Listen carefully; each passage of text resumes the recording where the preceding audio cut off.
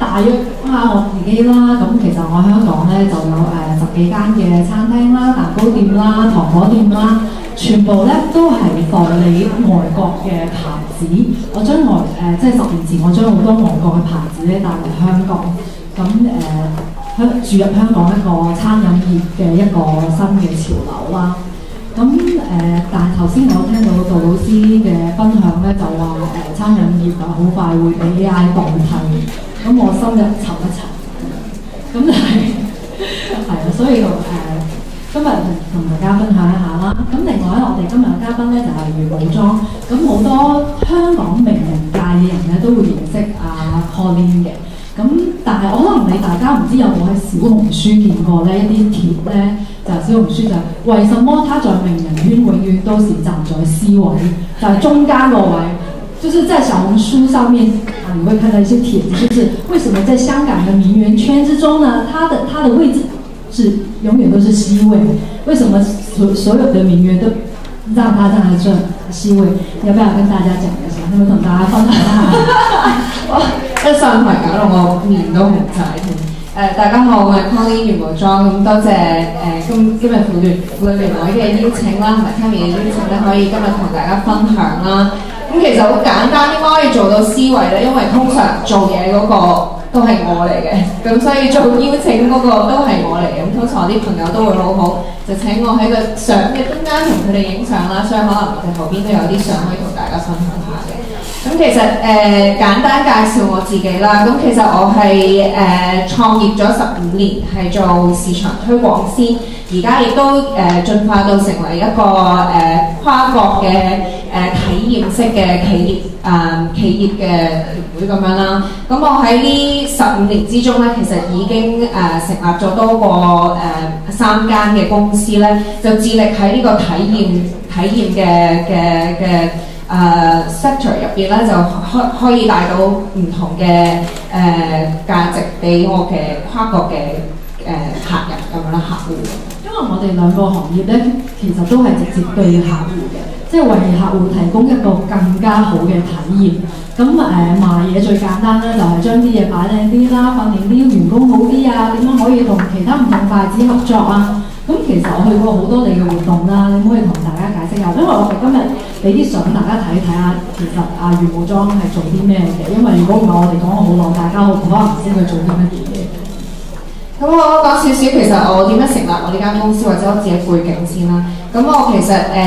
香港大嘅，咁然後去咗外國讀書之後咧，我因為喺大學讀嘅咧就係市場推廣啦。亦都有讀 IT 啦，同埋日文嘅。咁畢咗業之後咧，我係去咗日本先。咁首先咧就做咗呢一個 management consulting，就做呢個市場顧問啦。咁然後後尾咧就入咗高盛投資銀行咧，就做呢一個 private wealth，即係幫私人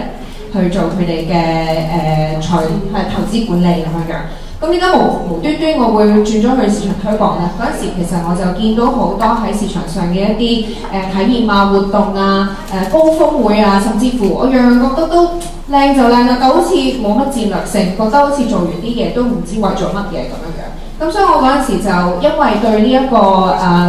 投資亦都認識啦，亦都背景都有呢個市場推廣嘅major 啦。咁所以咧我就開設咗我自己公司咧，就亦幫我喺之前喺高盛嘅客戶咧，就做佢嘅市場推廣顧問，咁樣樣去開始先嘅。咁做咗大約3年到嘅唔同嘅高峰會啊，唔同嘅marketing 嘅一啲顧問之後咧，其實就開始咗我呢一個高端品牌嘅活動咧嘅始源啦。咁就開始做好多唔同嘅高端品牌嘅一啲活動啦。咁你見我後邊背後都有呢啲好似展覽啊、party 啊，或者係各項各種唔同嘅體驗咧，咁去成立咗我而家公司呢10幾年嘅一個嗰個 foundation 咁樣樣啦。咁然後咧到其實喺我咁其實做啲乜嘢嘅咧？咁最主要咧，我第一個就幫佢哋會諗個市場推廣嘅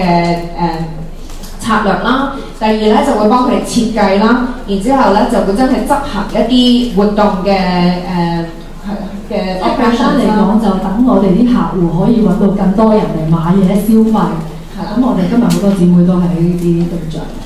咁第三咧，亦都其實我睇住個市場上咧，對體驗呢樣嘢咧嘅需求就越嚟越多嘅。咁所以咧，其實而家跨國性咧，除咗你話一個品牌需要做呢啲體驗咧，去幫助去 keep 住佢哋嘅顧客啦，或者係令到佢哋顧客會對呢個品牌更加深刻印象之時咧，其實你已經開始見到國際性咧喺呢一個舞台度，即係講緊你話好多國家啊，或者甚至乎香港咁樣咧，都會作出呢個城市經濟嘅。咁個體驗咧係由以前本身我哋叫 retail economy 咧，即係其實係買嘢為主嘅一個推動經濟咧。而家好多時都已經講緊用城市經濟咧去推動呢一個旅遊啊，或者係唔同嘅令到經濟蓬勃嘅一個關鍵嚟嘅。咁所以我就其實成立我唔同嘅公司咧，最主要都係圍繞住呢一個體驗呢個字咧，係希望更加幫到我嘅客戶，或者幫到我哋嘅客戶 which 係有國家嘅企業啦，或者係甚至乎政府啦，希望係幫佢哋作出唔同嘅價值咁樣樣。咁其實咧，元武莊咧，佢係通曉好多國語言嘅。咁除咗基本嘅英文啊、廣東話、中文、普通話差啲啦，係，但係識講日文啦，都麻麻地。係日文啦，同埋韓文嘅。咁所以係咪你覺得其實語言係咪對你喺外國開設分公司係好有作用？因為你喺全球15個國家都舉行過活動啦，咁同埋你另外仲有4個喺外國嘅分公司，可唔可以同大家分享下？咁其實頭先都有提過話，我頭10年咧，其實一開始我已經諗住咧，就係因為我本身喺高盛度做啦，咁不嬲亦都喺日本度開始我工作，亦都喺外國美國讀書咁樣樣，所以由頭到尾我個腦都係諗住點樣去跨國同埋做一個國際級嘅公司咁樣樣嘅。咁所以開頭嘅時候咧，我已經對嘅客戶咧都本身都係一啲 Fortune 500，即係比較大嘅跨國嘅企業啦。其實我中資都有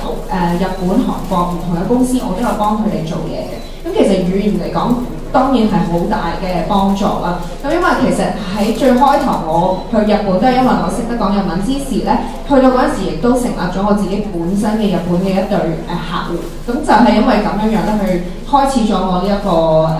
即係呢一個企業嘅旅程啦。咁然之後咧，我亦都幫到好多唔同美國嘅公司，亦都有美資嘅公司啦，甚至乎我背後嘅 backup 咧，我都幫佢做咗3年嘅顧問嘅。咁所以英國嘅公司我都有幫佢哋做嘢咁樣樣。咁所以喺語言上，其實我覺得可以講到佢嘅語言咧，係幫到好多同佢哋嘅唔同嘅溝通，同埋打好建立關係啦，令到佢信任我啦。然之後就將一啲好大嘅project 都可以交託到俾我做。咁所以喺10幾年就有好多呢啲唔同嘅機會，令到我可以幫到唔同嘅企業做到好多唔同嘅活動咁樣樣咯。咁你其實咁順利啦，咁但係有冇其實遇到一挑戰係一定有嘅？即係譬如好似我自己咁樣啦，咁我睇其實一路都係一開就爆啦，勁多人排隊排3個鐘都排，我有蛋糕啫，唔使排3個鐘嘅。咁但係真係真係好受歡迎，咁我當然好開心啦。咁但係去到疫情啦，咁疫情之後啦，咁其實個挑戰咧係由疫情開始一路更加之困難。咁我哋都要諗好多計，點樣可以吸引多啲客人啊，多啲人嚟消費啊。咁譬如我要推出一啲除咗蛋糕以外嘅嘢，即係其實譬如我哋大灣區嘅朋友嚟香港消費，可唔可以將啲嘢攞翻去咧？因為蛋糕其實可能擺到1日，咁有冇啲嘢其實可以擺到2-3個月咧？攞翻去做手信，做一香港手信，咁其實真係要諗好多呢啲嘢。咁你其實又經歷咗啲咩？其實呢15年都經歷好多嘢啦。咁我覺得我抱住一個真係衝住一路學住嘅心去一路做啦。即係比如説，其實我一開頭從來都唔會 say no to 任何要做嘅一啲少嘅 task 啊，即係一啲細節係啦。喺即係其實每一個活動咧，好多人好似今日咁樣樣，我嚟到我都會睇到好多唔同嘅細節，包括可能我哋背後要放出嚟嘅相啊、燈箱啊，甚至乎你前面嘅名牌啊，其實都係每一個主辦單位咧係悉心去設計去諗啊，入嚟嘅時候點樣歡迎人啊，各種呢一啲心思咧，其實我每一次都會留意到。點解咧？因為我自己親身咧就係去設計呢一啲嘢啦。咁所以其實永遠都係從呢一個我對方嗰個受眾咧，其實佢哋嗰個體驗係乜嘢咧，然後從開始到尾一路去諗嗰個細節。咁喺呢一方面咧，其實我呢15年咧係積極係嗰啲每個細節我自己都會親身去做嘅，甚至乎我有試過去做 usher， 即係企出去歡迎啲客人啊，幫人哋做翻譯啊，甚至乎即係上台做 MC 啊，我全部自己都做過晒。咁點解？因為我真係好想知道由頭到尾嘅 operations 係要做啲乜嘢。咁其實知道咗個內容之後咧，好多時當我而家去到一個去做即係領導呢一個位置啦，同埋真係幫到我最大嘅客人去做呢個顧問嘅時候咧，我唔會就咁講咯，因為講嘅時候背後已經知道晒入邊嘅細節，所以其實知道譬如預算啊，究竟要幾多錢先可以做到幾多人先可以做到呢樣嘢，或者真係做唔做到個效果出嚟咧，其實真係摸住石頭過河，一路喺度試，一路喺度衝，即係去嘗試去做到最好，一路抱住個心要做到最好，咁而做到而家咁樣。咁但係疫情其實都香港冇晒活動，我哋都見唔到面啊，出唔到街食飯啊，大家戴住個口罩，有冇對你嘅行業有好大嘅衝擊啊？絕對有啦！我諗到當時嘅我係比較最大嘅衝擊係因為嗰時啱啱係大約10年到，而公司係都算係蒸蒸日上嘅。咁係一路都係因為好勤力，好幫住客人去一路做咧。咁其實生意都好好嘅。咁但係去到真係呢個疫情嘅時候，其實我諗到嗰個 moment 啊，我諗我最主要係諗自己喺呢一個行業其實可以做到一啲乜嘢嘅價值出嚟。因為其實大家都係受緊苦嚇，咁我反而亦都唔想話，譬如當時我有一個好好嘅團隊，我都唔會話想即刻裁員咁樣樣啦。咁所以我調翻轉喺嗰個 moment 咧，就會喺度諗我可以而家利用我呢個團隊，可以再做到啲咩出嚟咧？可以為我呢個為香港，甚至乎為呢個行業可以做到啲咩價值出嚟咧？咁嗰時一開頭本身我個最主要嘅客戶都會係高端嗰個品牌為主啦。咁喺嗰陣時咧，我自己亦都有2個小朋友，咁我成日都喺度諗，其實好多時小朋友嘅體驗咧係唔夠嘅，同埋我都覺得好多小朋友其實嗰陣時留喺屋企，亦都真係冇得學嘢嘅時候，而我作為一個家長可以幫到佢哋做到啲咩咧？其實諗咗好多唔同嘢咧。喺嗰段時候就用咗個團隊咧，就再創業，就衍生咗個新嘅另外一個體驗式學習平台叫 YummyPlay 嘅。咁嗰個其實做咩嘅咧？其實我都係想將一個即係而家現實社會嘅一啲體驗啦，然後帶去俾啲小朋友，等佢哋早啲認知到呢個世界係點嘅。比如說嗰陣時，我同譬如 Citibank 投資銀行嗰邊做咗一個即係教小朋友點樣理財嘅一啲課程啊，又或者我會同 Mercedes-Benz 呢個車嘅品牌，然之後同佢哋做一啲教小朋友一啲 engineering 嘅即係好似呢一個嘅少少嘅活動咁樣樣，等啲小朋友可以對呢個真實嘅世界會開始有個認知，亦都會知道咩係 AI 啊，咩係 STEM 啊咁樣樣。咁所以喺嗰個 moment，我覺得其實有時逆境嘅時候咧，都係一個可以轉危為機，亦都可以喺嗰陣時活動到我自己本身嘅資源咧，去再創作一啲新嘅嘢出嚟咁樣樣咯。你覺得點樣先至可以永遠留喺最尖頂個尖端咧？即係你點樣可以 always stay on top？好難話真係 on top， 但係我諗一樣嘢就係要頭先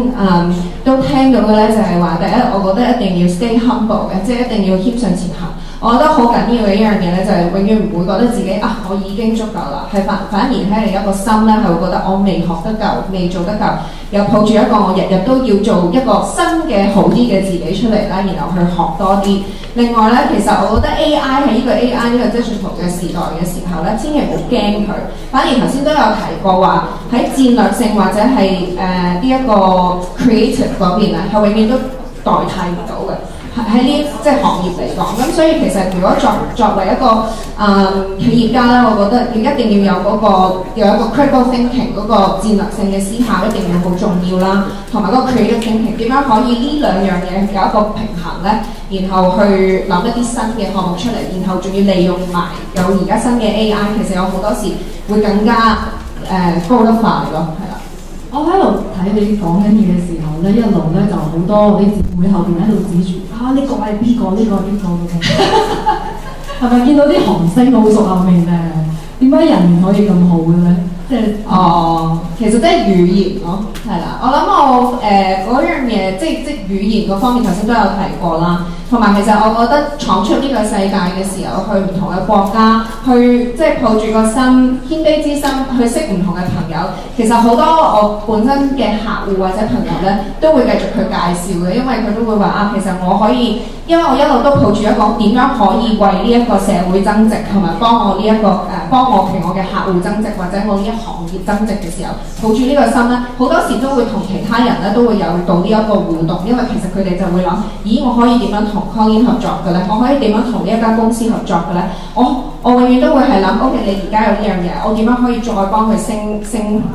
樣，咁一路幫佢哋諗咧，好多佢哋調翻轉自己都會想翻嚟揾我，然後就再諗啊，喂，如果你有活動，可唔可以邀請我啊？喂，如果你有啲咩，我哋大家一齊合作，或者去支持我，或者我哋互相支持咁樣。係啊，我聽過你都有做嗰啲演唱會啊，做一啲即係喺外國做好多唔同嘅活動。咁其實我希望你以後可以為我哋香港島嘅展會啦、大灣區嘅展會啦，可以一齊做多啲嘢，好唔好啊？多謝你今日嘅分享，多謝大家。非常感謝兩位，太感謝了！你們令我們看到了女性可以